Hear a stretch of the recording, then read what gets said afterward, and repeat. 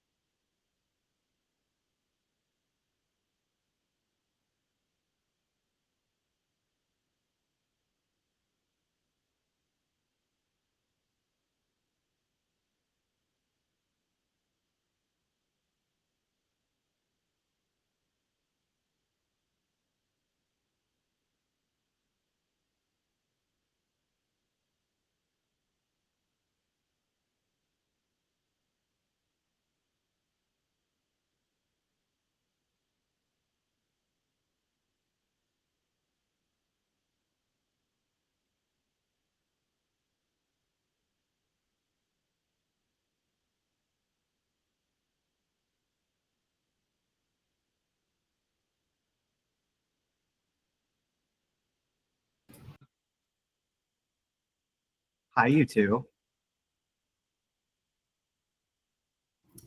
Hi.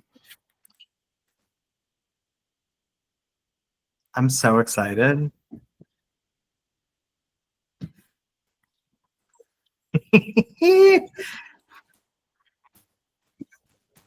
Sorry, guys. What's going on? Trying to settle in. I know, my cat does the same thing. Like Making a biscuit. making some biscuits, making sure, and then it's like, Yeah. You settle in. you guys know each other? No. That's like the coolest thing ever. Because you guys have so many matches. Anna, this is Alison. Hi, Alison. Hi, Anna. Love your glasses. Thank you. Love your flowers behind you. Yeah, is this your newly remodeling? No, this is renovation and Tommy trying to make that room not look insane for me and just finding everything he could to stick up there. So it's still being renovated, but I'll be in this space.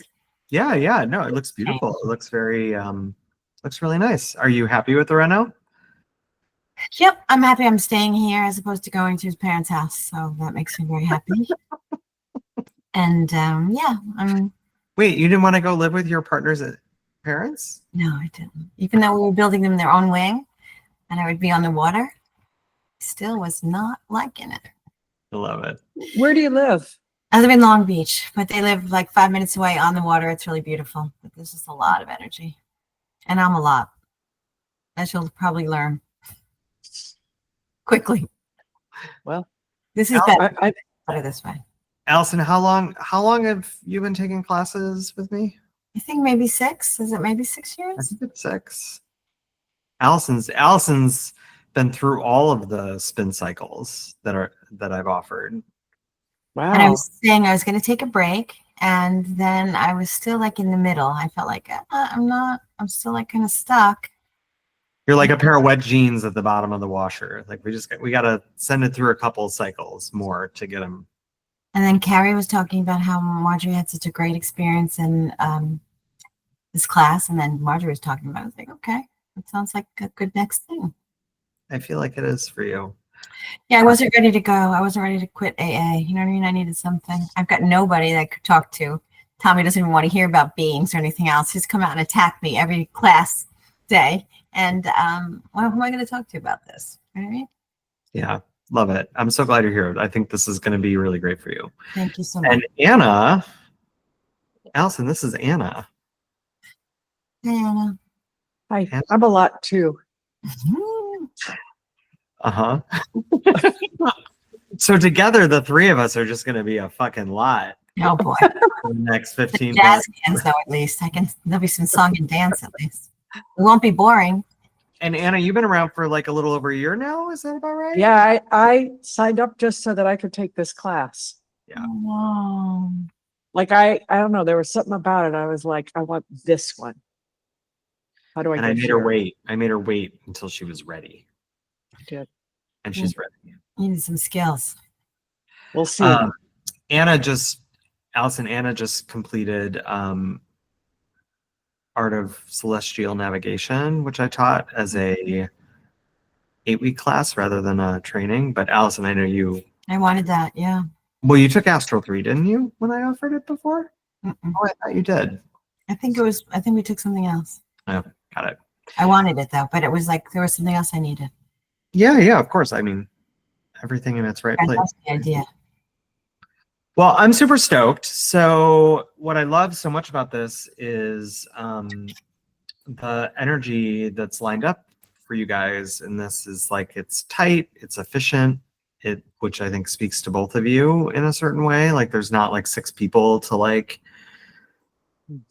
buddy with and like, like manage and handle a lot of other people's like attention and energy on your own growth. It just feels very, I don't know, efficient is the word that keeps coming up to me for the two of you in this, in that, this is a very intentionally crafted, like, let me take a step back. This is my favorite thing that I teach. It is the thing that speaks to me most as as a being in my own life experience. It speaks to me in what I think is important for people that are on this path. This is the thing for me. Everything else is like great and exciting and fun, but like to me, this is like the thing. And very intentionally have worked how it's presented and how it's structured, as I do with everything. But like this one in particular, like I've really spent a lot of time like taking it down to the studs, renovating it like Alison's house, and then building its own sort of structure around it. And so just to reiterate what you already know, but for the recording and for your own edification, we will meet once a month, which doesn't seem like a lot, but it's plenty. Yeah. It's gonna be a lot. It's like what we're gonna do is gonna be that much that you're gonna like need 3 weeks to process in between, right? So we meet once a month with me. It's 90 minutes, 15 minutes to run energy before. So just so we can get sort of settled and grounded as usual. And then we'll go like an hour to 90 minutes. Some months it'll be an hour, some months it'll be 90 minutes. Like, you know, I'm reading the energy and work, you know, it's like what can the bodies handle really in the thing. Eventually what'll happen, and we'll work up to this, is like you'll be in meditation for 90 minutes. Like, and it's just going to take a minute to get your body there, because it's hard for your body to hold attention that long. But that is the point. The point is to go deep, not wide in this. So we're going to work the space to get you there. The week following, you're going to meet with Carrie, who's going to run a practicum for you guys. And so there will be reading exchanges. There will be some light meditation to reiterate some of the stuff we're working in the class, but really more, that's where you get to sort of exchange, because in the class, you're just going to be in meditation the whole time. So there's not going to be a lot of time for exchanging in our classes. So the idea is you get lit up in class, and then you have a week, and then you come in and you clear with each other and with Carrie, and she's going to kind of lead and oversee that with you once a month. In addition to that, I encourage you guys to get together and exchange with each other, because you're both, you know, kind of partners walking side by side in this. So you're in a unique growth period with one other person that can understand and see what you're wading through with those hip waders this month. And that's a person that's best to give you a hello. So I would recommend you guys, you know, find what works for you. And that might be setting up your own monthly cadence where like maybe the third Sunday you guys get together at the same time and do it, or maybe it's ad hoc, or, you know, I'm letting you guys be adults to figure that out. But really the two of you should at least once a month get together and have your own reading exchange, which will be really fun, because that's also, you know, Anna, you're still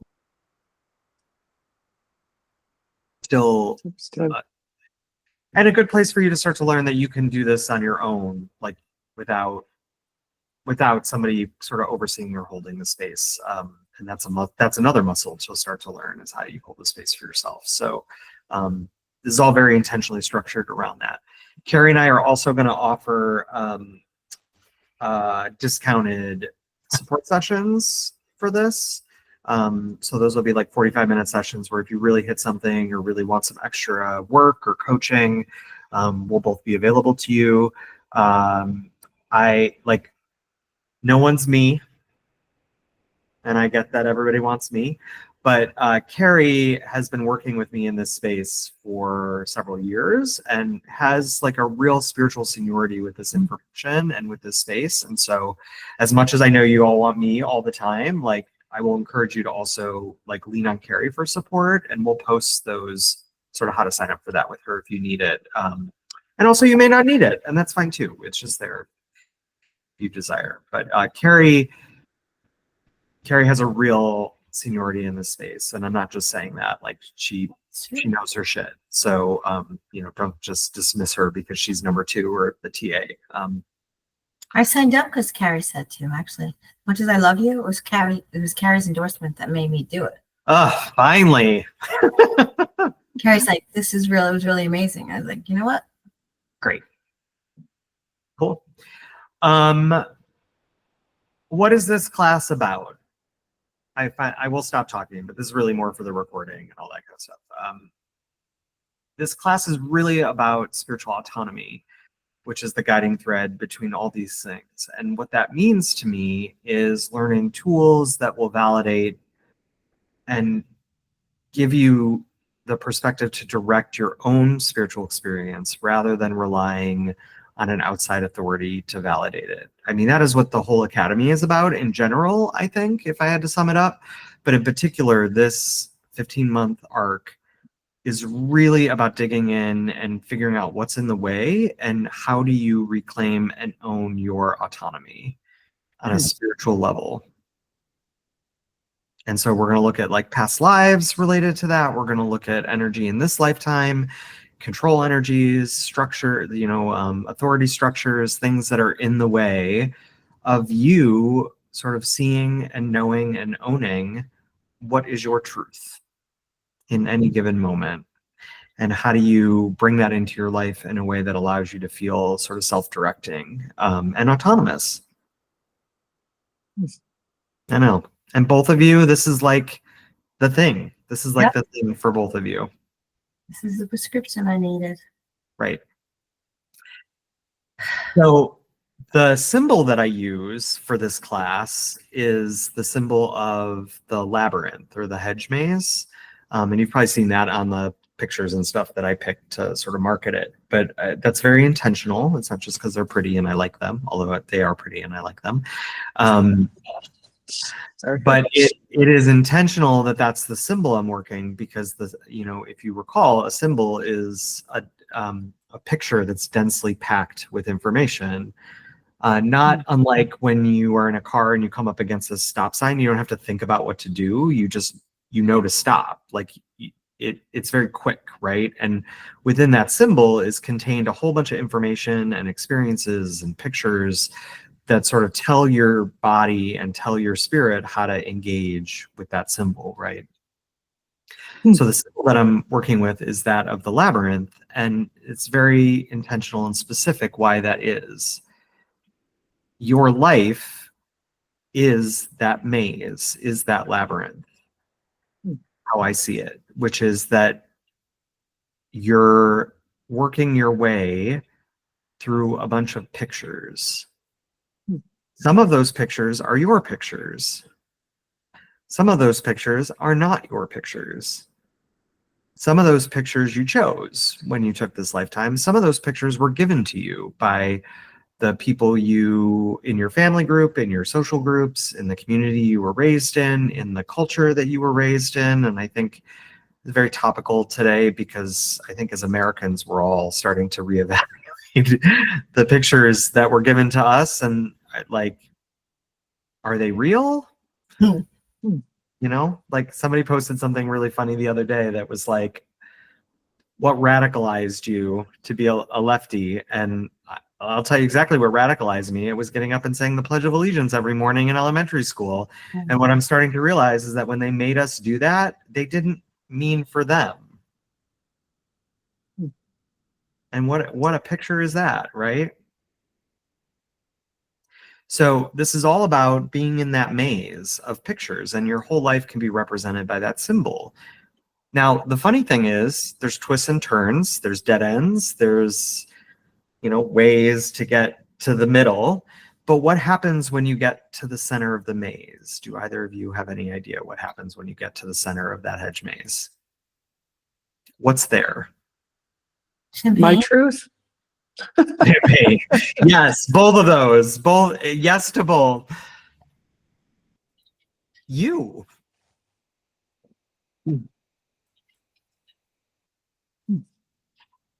What's at the center of the maze is nothing. It's you with yourself. And then what do? Breathe. Yes. Walk back out again. Exactly. Turn around Must we really? Can't we just turn around and you walk back out and you walk back through all those pictures again, right? Like you kind of got to go back through the whole thing. Alison, speaking to your natural resistance to that, why? Why don't I want to stay where I finally got to? Everyone else is there. Why is that what we have to do? Oh, I guess to complete this cycle and come back.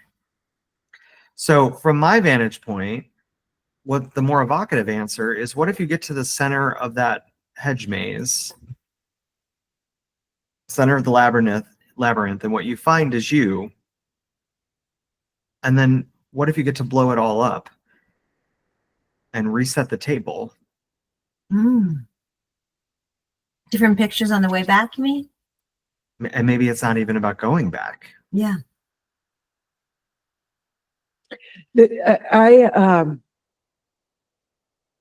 Whatever this energy is,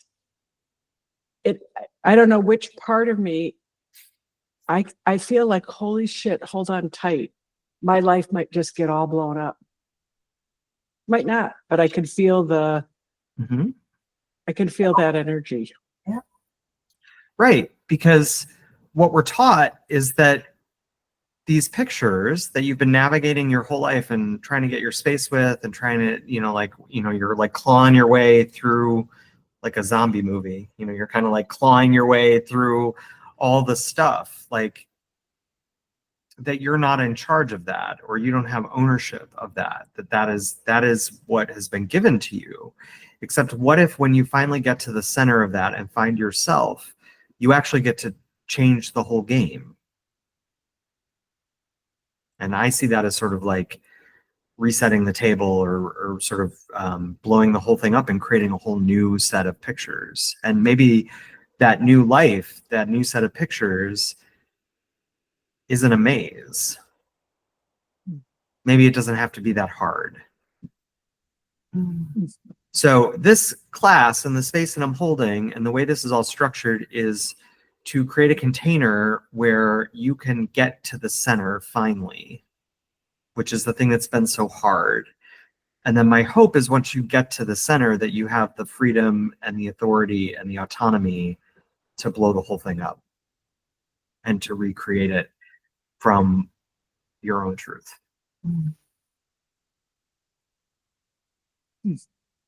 Yeah. Yeah. It's exciting, right? Yeah. I feel very Keanu Reeves right now. I think I could pull this off and it's fall and just give me no gravity and just give my whole life the big finger and be happy and just be like, yeah. Because as a psychic, and Alison, you've been doing this work with us for, longer than Anna, but this clearly applies to you both because you're both here, right? So you're always in the right place. So this isn't about how long you've been doing it, but as a psychic, there's a time for like seeing the pictures. Oh, that's why this is the way it is. Oh, that's why I am the way I am. Oh, that's why I've been challenged. And that is like the fun part of clairvoyance. That's why we become like reading addicts, basically, is because it's like, oh man, and I'm sort of channeling you, Anna, but like, I love your, like when you read, you're like, holy shit, my mind is blown. Like, it's a picture, it's a construct. I didn't even like, I'm, you're so, and not you, but like we are so unconscious in these constructs that the geeky fun of it is starting to be able to see those and pull your energy out of them and start to blow them up and all this stuff. And we get very into that. There's a time for that. But then there's another time as well, another season, to each thing its season. And the other season is like, you get it. You get the pictures. It's great. It's all a picture. So then what? And that's what I'm sort of offering here as the solution is like, well, then what if you just blow the whole thing up? Now that can look different in your life in a variety of ways. Anna, like, I think your spirit and your body are starting to be like, oh God, like, okay, I'm starting to feel like the rumble, it's like the San Andreas. It's like, oh shit, like things are going to start blowing up.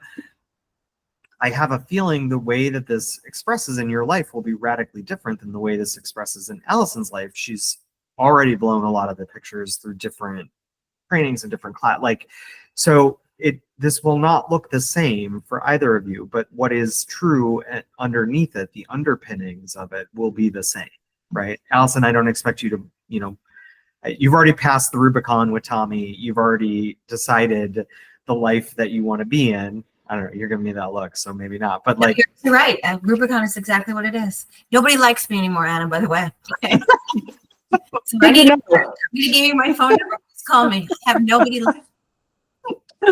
In a way, Alison, when I say blowing up, kind of like resetting the table for you is going to look very different than it's going to look for Alison. You've already blown a lot of your pictures, but that doesn't mean that the power of it can't be the same. And I'm just sharing that, like, one of the things about this space is that, like, you guys, and I mean, this is what I mean by autonomy, is that to walk next to each other in this space does not mean that you have to match each other. And I think a lot of times in this work, we end up, looking, it's the, like, dinner envy, it's like, well, I want what she's having. Like, I don't know, that looks good on her plate. I wish I'd ordered that. But I think what real autonomy is seeing the relationship between what you're having and somebody else is having, and what underpins that, or is the commonality, without being competitive or having jealousy or judgment about what's on your plate rather than somebody else's, but actually appreciating how things can look so different, but yet be the same. Yep. Very important. Cool. Last thing I'll just call out, and again, you both know this, but it's just always worth reiterating that this is a supportive and confidential space. All these spaces are, and I understand the irony in me saying that on a recorded call, but what I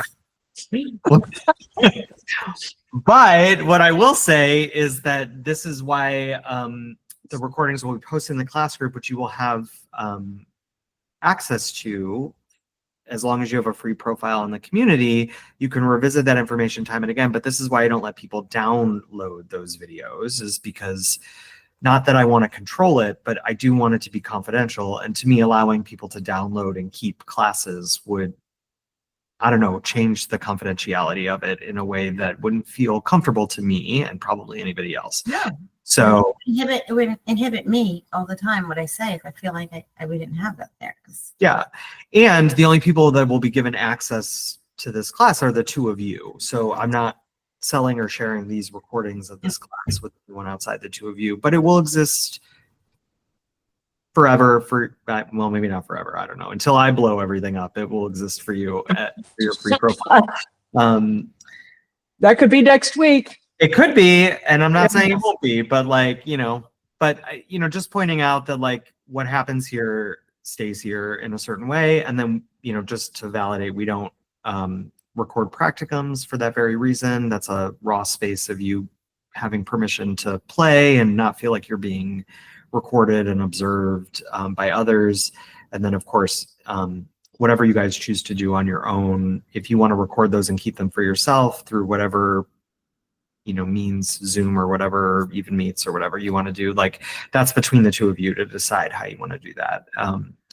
But just clarifying the confidentiality. And then we approach all reading and healing here, again, as you both know, but worth saying, giving people permission to be in their own process and their own experience without unsolicited fixing or solving or advice.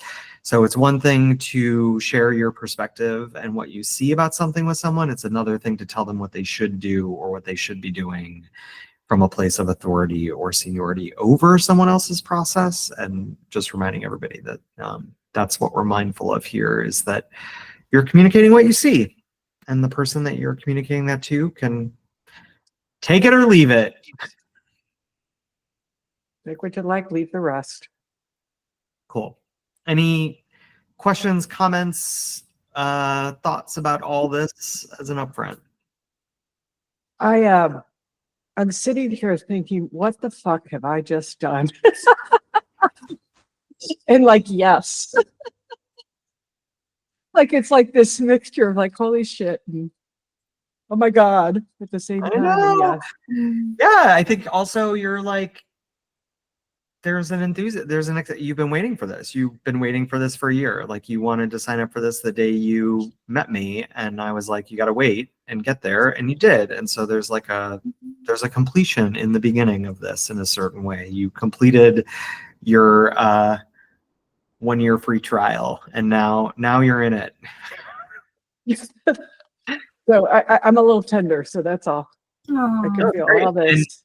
And isn't it beautiful? Like, I think sometimes we all are programmed so well to know how to want, but we're not programmed so well to know how to have. And it's a thing to want something, and it's a very different thing to finally have it. And the thing that you're having, both of you, I think, is an aspect of yourself that has been waiting for you to arrive.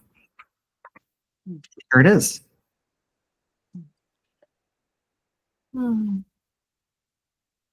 Close your eyes.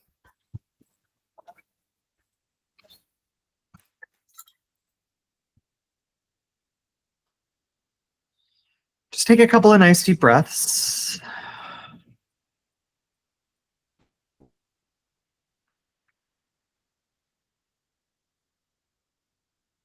And, you know, like just do a little scan of your body and your space and say hello to your grounding and your running energy and all of your psychic tools.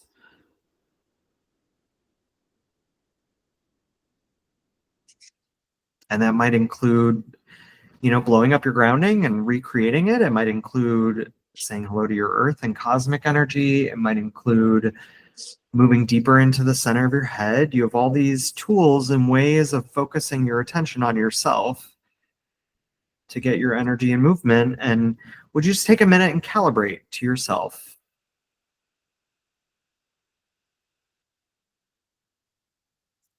The tools are not meant to be a rote, prescriptive way of doing it. They're meant to be awarenesses. And so sometimes when you meditate, it's like all about grounding. Sometimes it's all about running energy. Sometimes it's all about blowing roses and like just blowing shit up. Like, oh, I'm closing my eyes to meditate and I like whatever, grounding will take care of itself. I just need to blow shit up today, right? Like,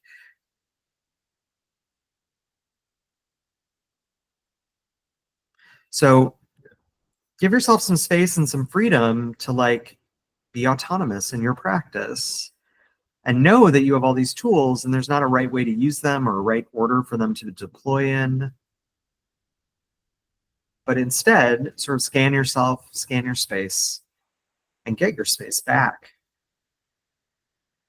Take ownership of that space and start to move energy in a way that is needed.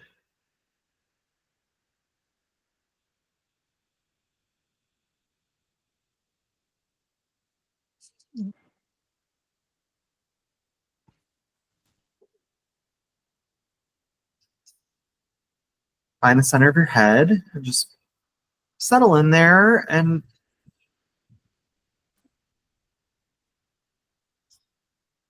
create a haven for yourself.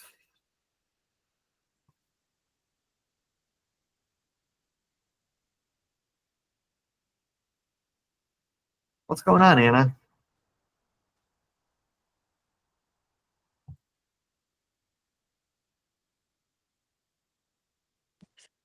You good? Yeah. Great. Yeah, Alison, say hello to that being and just move it out.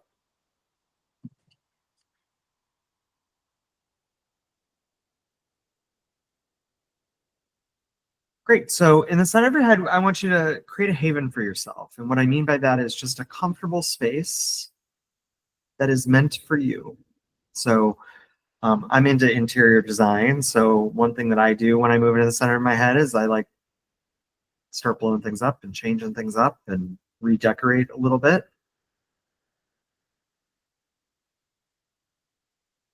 The problem with that is that I've gotten used to that, and now I just like am constantly redecorating my house.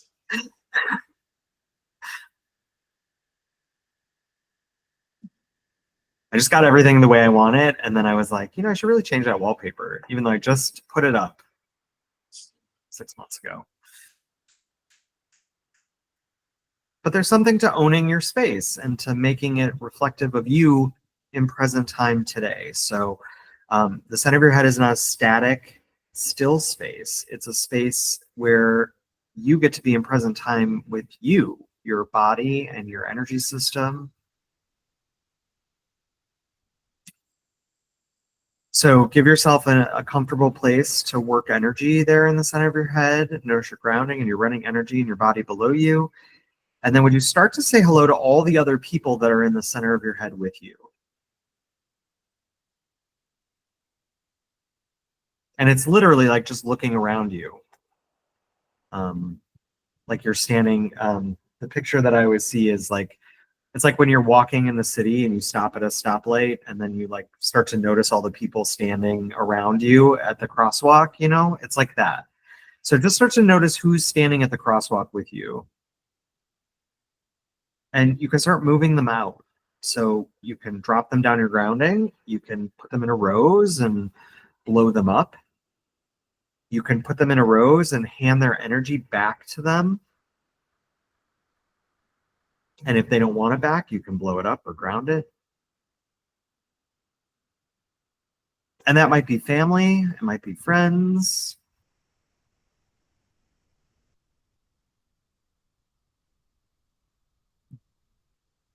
Certainly people you live with or communicate with on a regular basis. And why would anybody want to be in the center of your head? Well, one of two reasons generally. Either they want to be in the center of your head because they want to see what you see,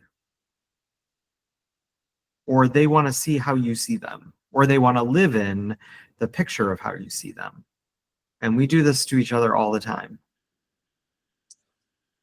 So if there's someone in your life that you want them to like you, one of the ways we do that energetically is we will go into the center of their head and start to influence the way they see us.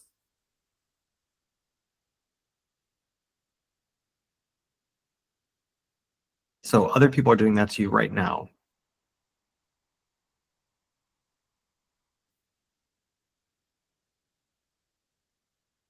The other sort of reason why someone would be in the center of somebody else's head is they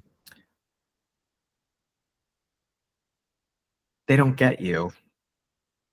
They're trying to figure it out. You see things differently. You work energy differently. You're self-aware in a way that seems different, and they want to get inside your head.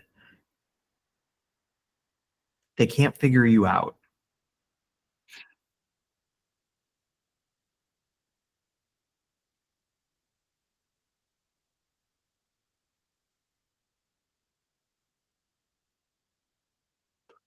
So notice all those people on a body level, kind of in your day-to-day life, your relationships, your work, your family, your home, your neighborhood.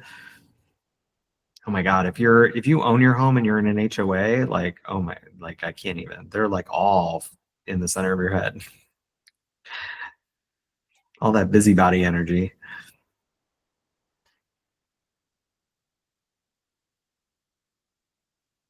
I saw a meme the other day that made me laugh. It was like America has basically become one big out of control HOA. Like Americans have lost the ability to like mind their own fucking business. And isn't that the problem? And isn't that what liberty really is like free to be you and me? Life, liberty, and the pursuit of happiness. It does not involve anyone validating you or approving of you. So just move all that out. And then, you know, as you start to round the bend on that, you can start to open up your awareness to spiritual beings, disembodied entities and beings that could take the form of individuals or groups or councils or networks of beings. And notice how there's, you know, energy in the form of beingness, even in the center of your head.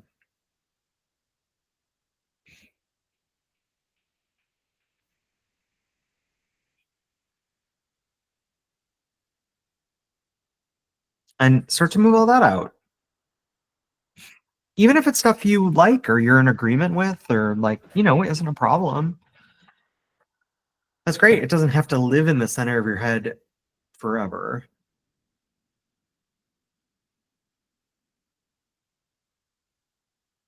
One of the things we work in are the Oracle as a channel and as a medium is like, it's great to channel other energy through you. Like I watch some of these, you know, TikTok mediums channeling the Pleiadians or like whatever, I don't know. They start to look really weird. You know, their bodies start to look weird. They look They don't look human anymore. And that's great. I'm not judging, but what I'm saying is, like, can you end that? Can you move that out? Can you get what you need from that experience or what you want and then move it out?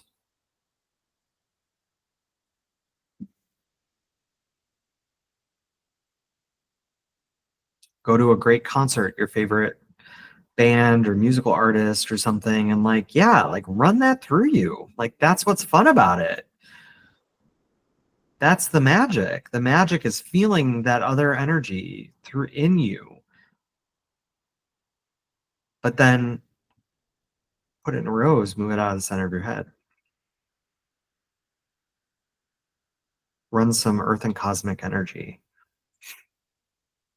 Now, if there's energies that won't leave, there's a couple of tactics. One is I'll put it in a rose and I will send it to someone I don't like.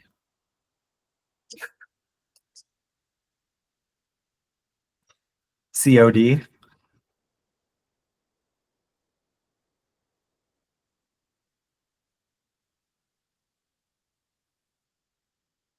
I used to have a teacher who like yelled at me for that picture or for telling people they could do that. And I was like, you know what?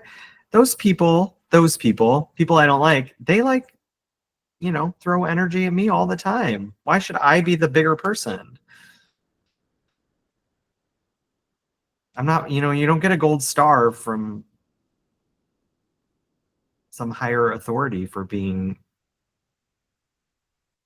morally correct. So package up that energy, put it in a rose, and just like send it to your sister or your brother, or like somebody that you're like, here, you deal with this. You can also ground it, you can blow it up, and you can hook it up to the Supreme Being and let the Supreme Being take it if it really won't go. Or, of course, you can exercise your authority in your space. And if an energy really won't leave the center of your head, and why don't you find one that won't, or you're having trouble? I think I'm sort of reading the room here. So there's probably something that you're fisticuffs with at the moment. Would you put that in a rose, ground it, hook it up, and erase it? And I've gotten in trouble for this tool too, which always makes me laugh. They're like, who are you to erase an energy? And I'm like, well, I gave it literally every opportunity to leave my space. And I mean it. So I'm going to erase it. And so would you take an opportunity here to clear something you've been trying to clear that just won't?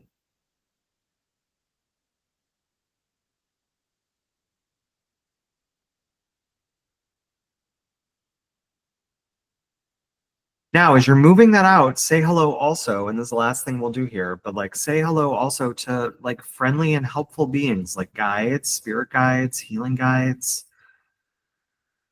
It's one thing to move out all the things you don't like, but I also mean to move out all the things that you do, because what we're trying to get to is you.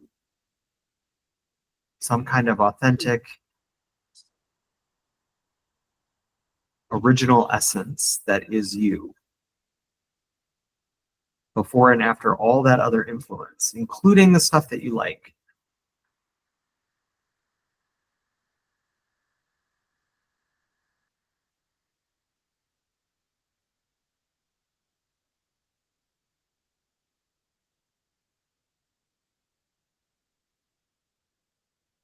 So if you find a being either in the body or out of the body that you're like, oh, but I like this, it's great. Just put it in a rose and move it outside of your space. You can always invite it back in later.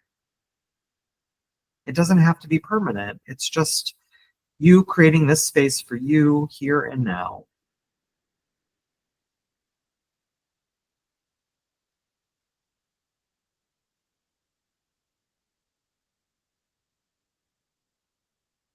And would you start to notice how quiet it gets in the center of your head? Notice all the noise that is not there. And is there an answer in this for you? That maybe some of that kinetic energy you're in all day, every day of like I don't know what to do, something, like, I gotta do something, I gotta do something. Like, maybe none of that's actually even you. So notice how your body feels as you empty out and clear out the center of your head. And notice how that affects your grounding and your running energy and your sense of space around you and your aura.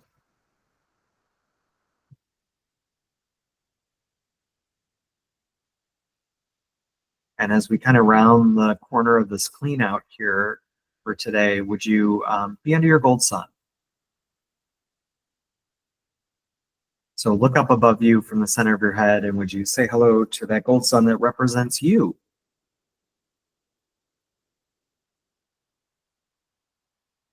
And would you start to fill in with your gold sun energy, fill in the center of your head, your physical head, your body, your grounding,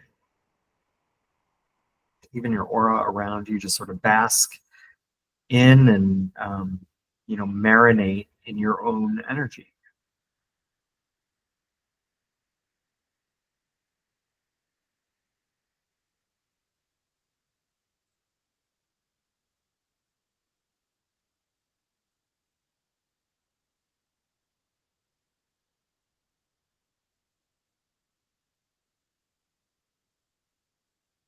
And take a nice deep breath and fill in just a little bit more. Notice there's like a natural sort of regulator on what you think is full, and it's probably not true. Someone capped that for you. Because as you both clearly stated, you're too much. Maybe you're not too much. Maybe you can just have more than everybody else. More fun, more play, more creativity, more change, more enthusiasm, more passion, more emotion.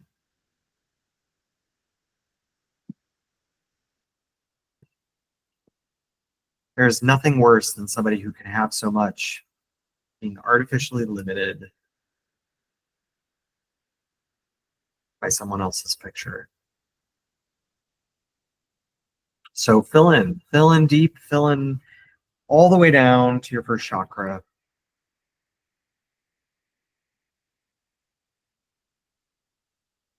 And then would you bring your crown chakra, that seventh chakra, right at the top of your head? And chakras are like cones. So your seventh chakra, the flat part of the cone, kind of sits right at the edge of your skull.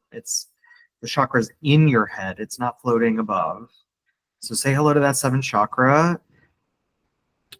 And the cone kind of comes down. The point of the cone kind of almost touches the sixth chakra. Would you bring that seventh chakra to gold, neutral gold? And you can fill that with your own gold sun energy as well. And of course, neutral gold is that vibration that we work in the clairvoyant space here. It's all about having permission for you to be you, for forgiveness of yourself and others, and to be in present time without judgment. And as you bring your crown chakra to that beautiful neutral gold vibration that you've been learning all about, let your body adjust. And would you sort of come into present time with yourself? And whoever you were 5 minutes ago, whoever you're going to be 5 minutes from now, doesn't matter. All that exists is like right here, right now. And there's no problem. There's energy to clear. There's things to look at. There's awareness to have. But there's no such thing as a problem in the present moment. And allow your body to be in that state of awareness, to be in that vibration.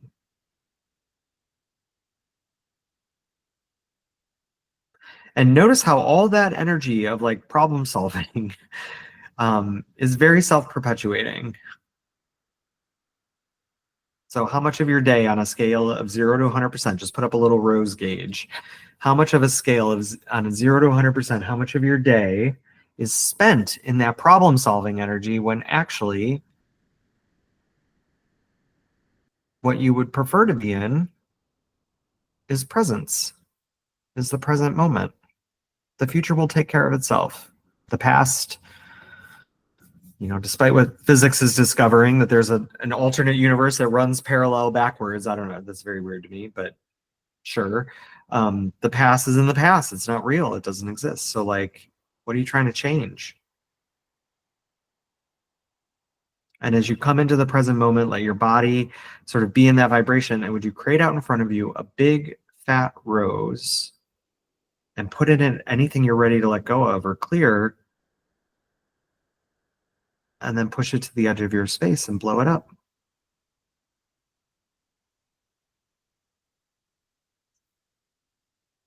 Now create another rose out in front of you and put like something that you've identified or been spinning in as a problem, put it into the rose. And instead of trying to fix it or solve it, would you just move it to the edge of your space and blow it up?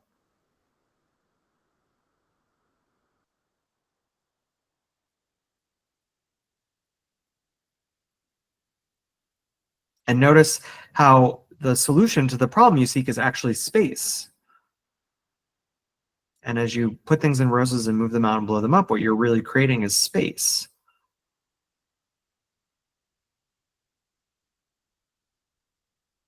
All right, take a deep breath, fill in with your gold sun. We're about halfway through. We're going to go another 10 or 15 minutes here. So take a couple of deep breaths. Just tell your body, like, yep, we're working. This is a workout.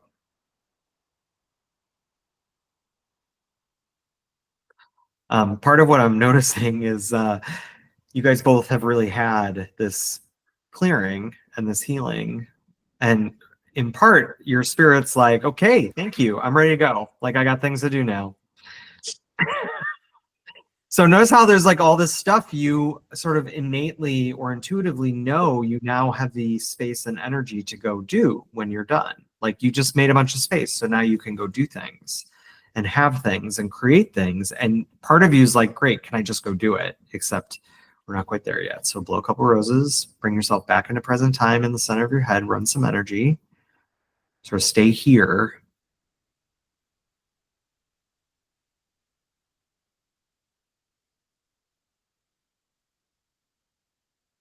And would you find in the center of your head, with your crown of gold, that vibration of curiosity and amusement, just like one step above amusement, that kind of like bemused, like kind of above it all kind of quality?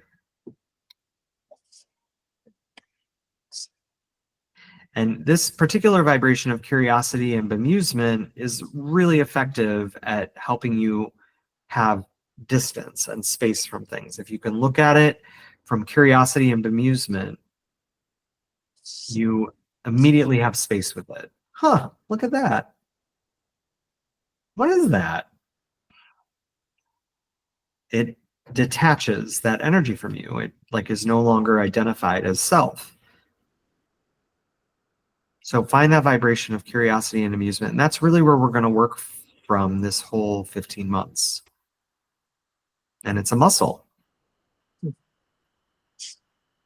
Part of where you get caught, and I say this knowing full well that I am speaking to myself as much as I'm speaking to you, part of where we get so caught is we hit an energy and then we enmesh with it. It becomes like something's wrong. It's us. What's wrong with me? Well, and rather than being like, what is this energy? Like, whoa, what is that?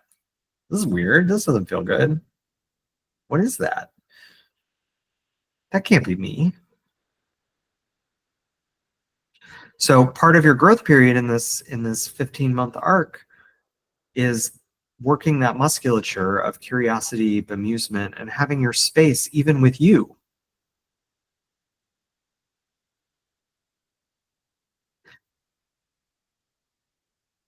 Like, what if instead of your day-to-day life, you're trying to solve all your problems, you were like, look at what I'm doing. How weird is that?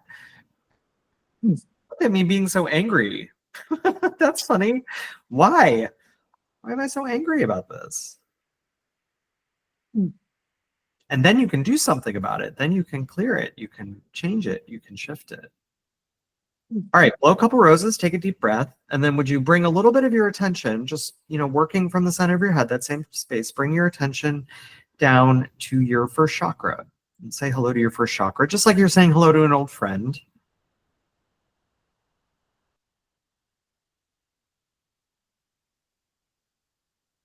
And say hello to your second chakra above that, sort of just below the navel along the spine. And say hello to your third chakra just above that, sort of just below the solar plexus. And of course, when you first learn to read, we talk about turning down the lower three chakras to step out of sort of the games and the energy of the lower three chakras. Lately, I've been thinking about the lower three chakras like the three little pigs.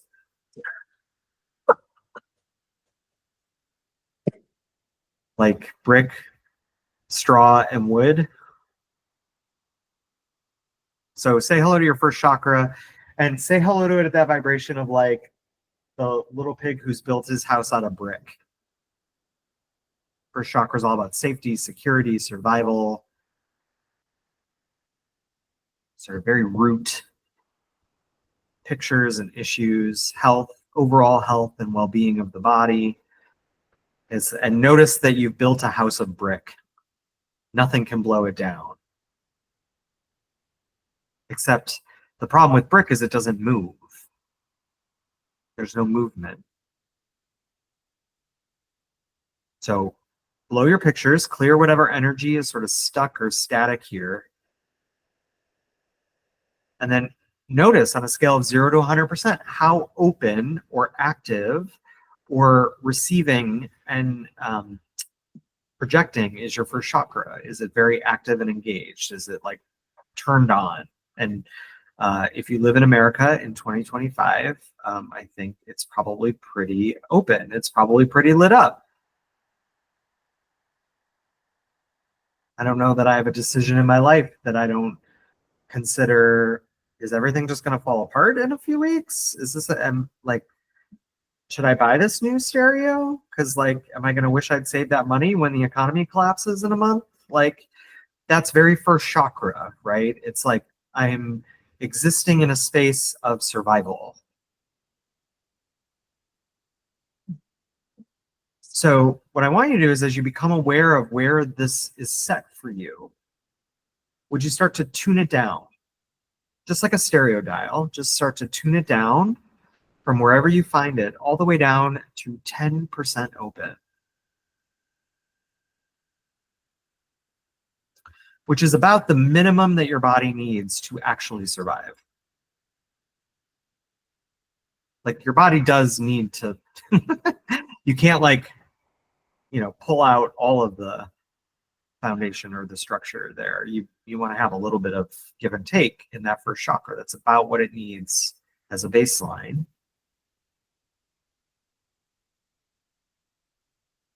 And take a deep breath and notice how that changes your body, how it changes your grounding. You can blow up and recreate your grounding if you're ready for something new. Notice how it changes your running energy. All of your psychic tools and sort of inner life. Just changing that first chakra, tuning it down to 10% will change everything. Notice as you're doing that, some of the energies to blow up or to clear out. Some of that might be familial energy, programming energy. Trust me, your family has a way they run their first chakras. This is why, you remember as a kid, you would go to like your friend's house and be like, they're weird. Like, and generally you would go to a friend's house and be like, they're weird. I like it. It feels lighter. It feels easier than what's happening in my house. Everybody's like maybe not in survival in the same way. You're very attuned. You were very aware of this as a child. So take that attunement, that awareness, and apply it to yourself. Would you adjust your first chakra to 10% open? Let that change everything. Blow your roses, fill them with your gold sun. And then bring a little bit of your attention up to your second chakra. Notice your second chakra with the same attention. And would you start to tune that down? And I think of the second chakra like the pig who made his house out of straw. Your second chakra is your emotions, your feelings, your interpersonal relationships, which is like straw. Because like it'll just like you can just get washed away, right? Somebody, you know, breathes at you wrong, and you're like, ah!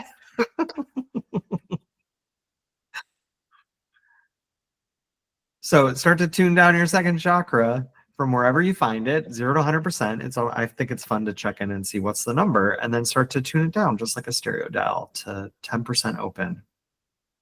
We are not in a space where you need to be in that emotional body, that emotional self. Doesn't mean you don't have emotions, doesn't mean emotions don't come up. But again, with that curiosity and amusement, it's a thing that's happening rather than it's overtaking you.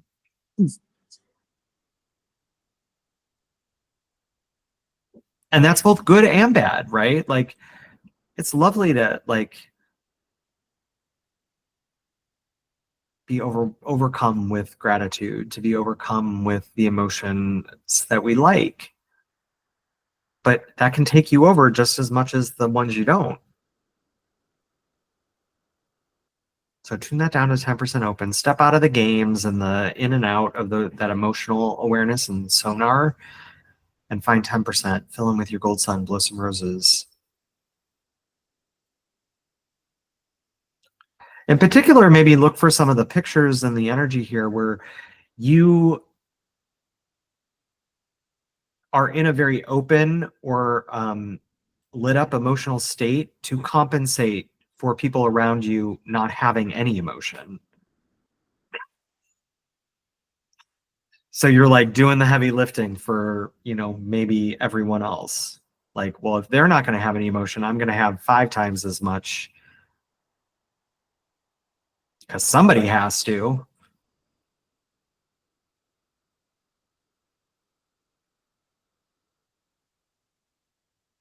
Tune that down to 10%. Fill in with your gold sun. Check your crown of gold. Blow whatever roses you need to blow. Bring your awareness up to the 3rd chakra. And I think of the 3rd chakra like the pig who built his house out of wood, which, you know, there's just a lot of effort.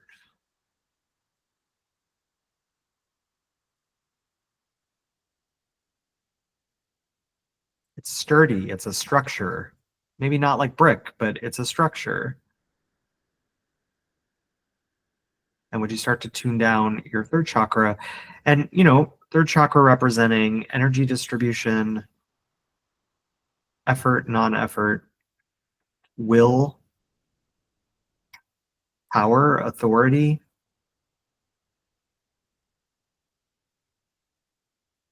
Notice the difference of that with your 1st chakra. They're both very sort of structural, but they're different. The vibration is different. And would you start to tune that down to 10% open? One of the things I love so much about the two of you and the beautiful match here in this class, and of course, when I say that, I mean I have the same match. There's a reason all 3 of us are in the room together, is that you're all very structural. You're structural thinkers, you're structural creators, you operate well in structure, you seek out structure. You would jellyfish if you didn't have a strong 3rd chakra. You would just like be blown away with the current. And are you like that? Is that a learned behavior at the 3rd chakra because the currents were so strong? So your body learned how to be in a lot of effort to hold structure at the 3rd. Well, for the next 30 minutes, maybe you don't need that. Maybe I'm holding the structure here in the space, and you can give yourself a break. So tune down that 3rd chakra to about, 45 to 65%. Somewhere in the middle feels about right. You can go a little lower if you're feeling risky.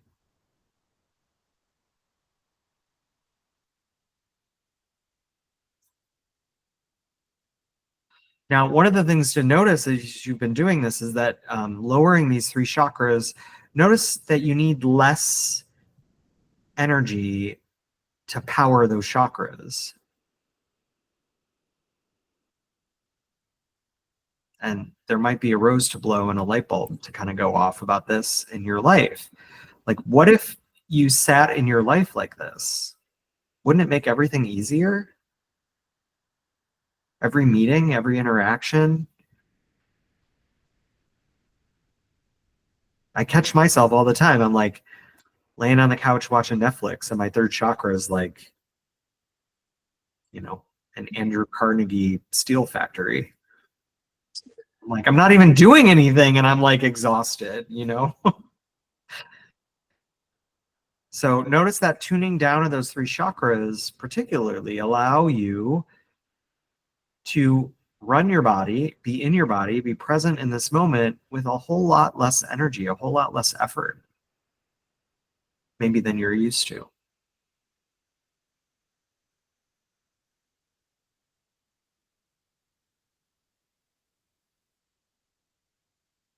Okay, find the center of your head.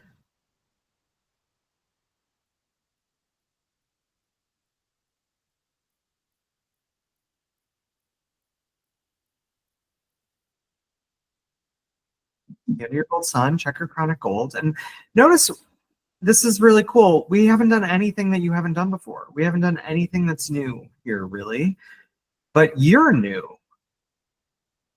So maybe you remember the first time that someone suggested you tune down those lower three chakras in a class or a practicum, and you were like, whoa, mind blown, this is amazing. Well, you've changed since then. You're not the same person that you were. And so you're hearing it different. You're experiencing it differently. Maybe even like it's for the first time. And that's what I find so magical about this work is like, I feel like every day I'm learning how to ground again.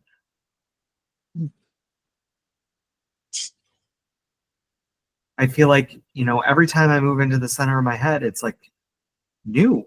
It's like, whoa.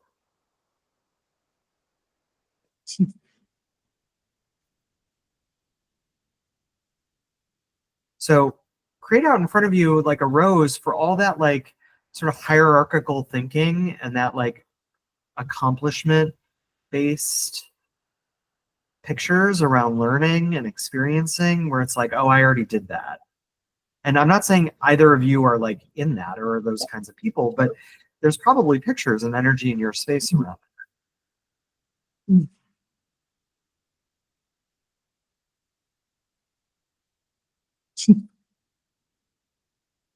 I had a potential student for another class meet with me and was like, oh, I've already learned all this stuff. I want to make sure that like what you're going to teach me is new. And I was like, well, it'll be new because I'm the one saying it. And I have my own perspective on it. And like, but also like, I think it's new every time. I don't know. She didn't like that. She was very like, no, I'm already a master of clairvoyance. I don't need help. And I was like, okay, great.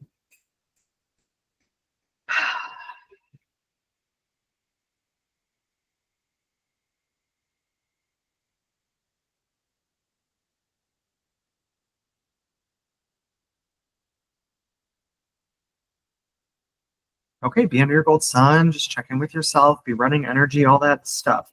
Now, would you say hello to your fourth chakra?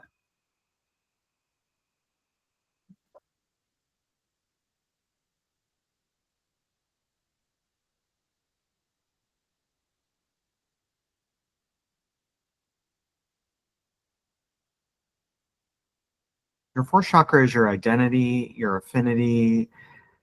It's kind of where all of your sense of self pictures live.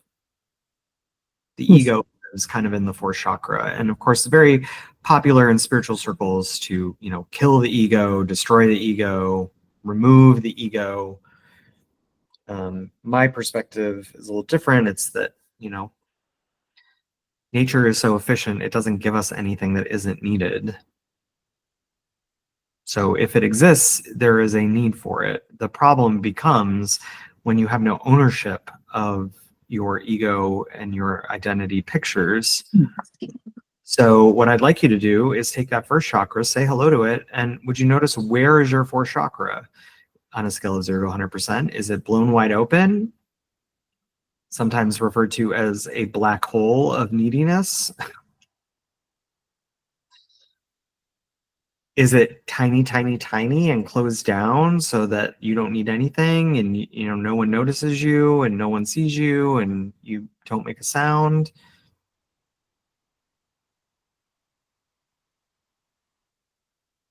And would you go ahead and reset your fourth chakra to 10% open as well?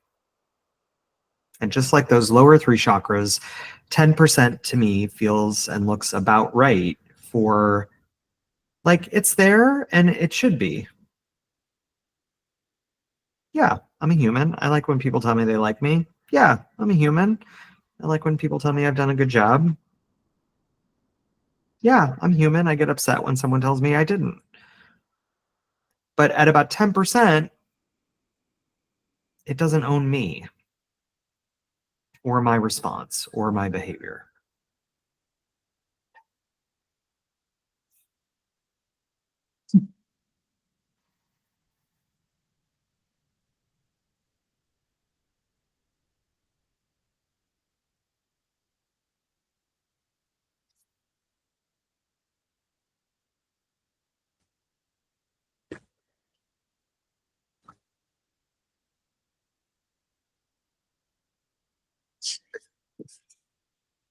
And notice what that feels like to your body.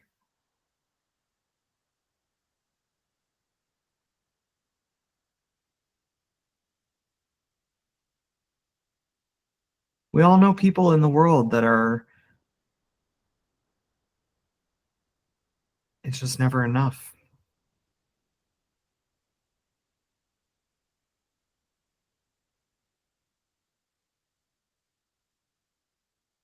Now, notice how quiet and the stillness that you're finding in the center of your head as you tune down these energy centers. Notice that vibration of curiosity and amusement.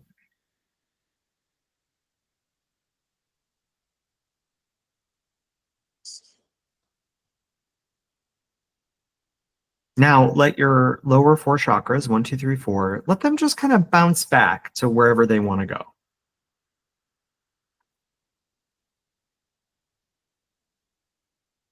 Run a little more earth and cosmic, a little more grounding.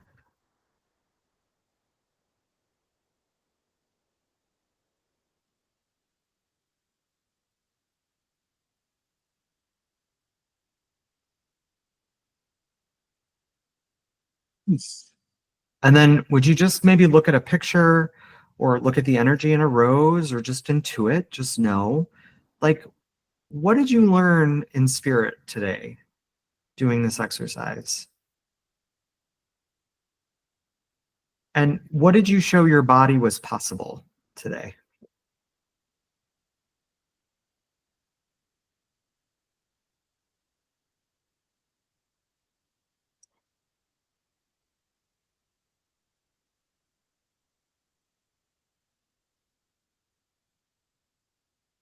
And what maybe has the possibility to change?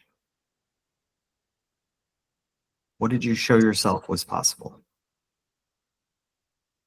Now, that doesn't mean you have to do it or that you're obligated to be a master at it, but you may have shown your body that there's a different answer. And when I talk about autonomy, this is exactly what I mean. What I mean is you have your own answer. You have your own truth. Now, that doesn't mean that you get to create that truth and force it upon others. What that means is it gets to be true for you in what's possible.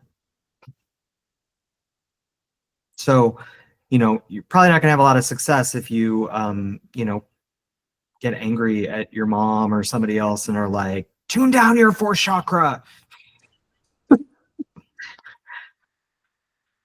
Your fourth chakra is too open for me right now. Like, probably not going to go well. But what you've shown yourself is that you maybe have ownership or command over your own fourth chakra. And so when faced with that, how do you respond? And that is the essence of autonomy. It is not power or control over anything outside of you. It is an ownership of you. Now, blow a bunch of roses for, being perfect at this and getting it right. By the end of this class in 15 months, you're not going to be perfect. You're not going to never respond. You're not going to not lose your top or blow your top about anything. But what may happen is you'll get your space back faster and go, oh, my third chakra just blew open. I'm trying to control everything right now. Let me blow rose. Isn't that funny? Why did that happen? Now I will take back ownership of the third chakra. I will tune it down and I will find my space again.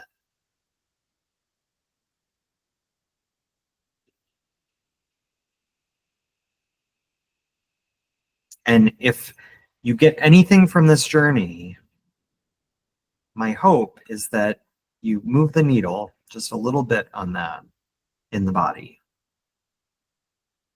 Because what that will create is space, more space for you and for innovation and creativity and new answers, new responses, new pictures, rather than just the same old responses and patterns and programming.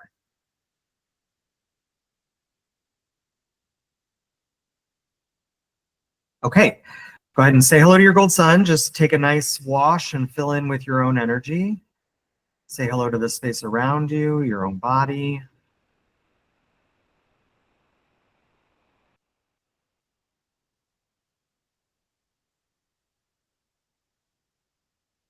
Take a nice deep breath.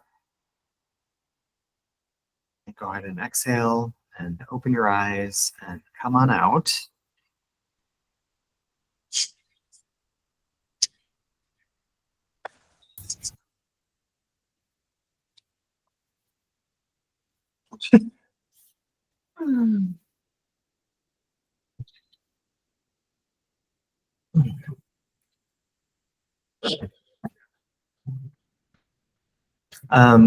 Love to hear any observations or thoughts or comments on that experience.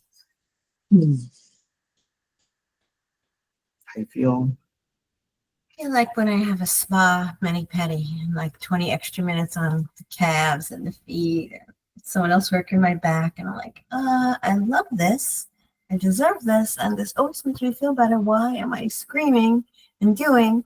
I should just be loving this moment. Yeah, and self-care. That was all about self-care. Loving you in this moment, right? Yeah, it's self-care. There's a abdication of self in a certain way when you go into that, where you're rather than just being and being making a lot of space and permission for me to be in this moment, it's you gotta change it. Yeah, instead of just reacting, just turn all that down and just be. Yeah, things are not so freaking bad and crazy and whatever. Just stop reacting to everything. Just this is one. Love it. Anna, anything you want to add?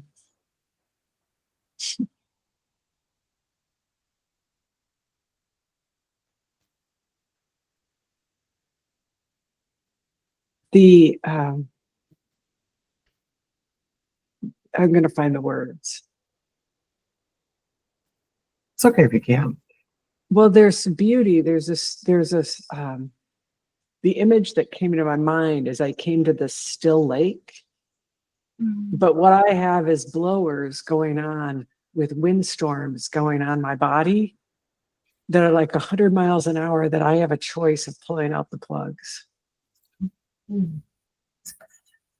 And yeah, that I have the authority and the power to do that. And it's a different, the stillness and the ease and but I'm so used to the wind-blown windstorm.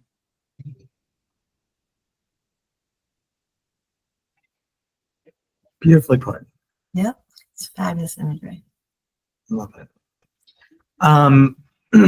Okay, so each month after class, I'm going to post in the group some. Are you guys journalers? Yeah.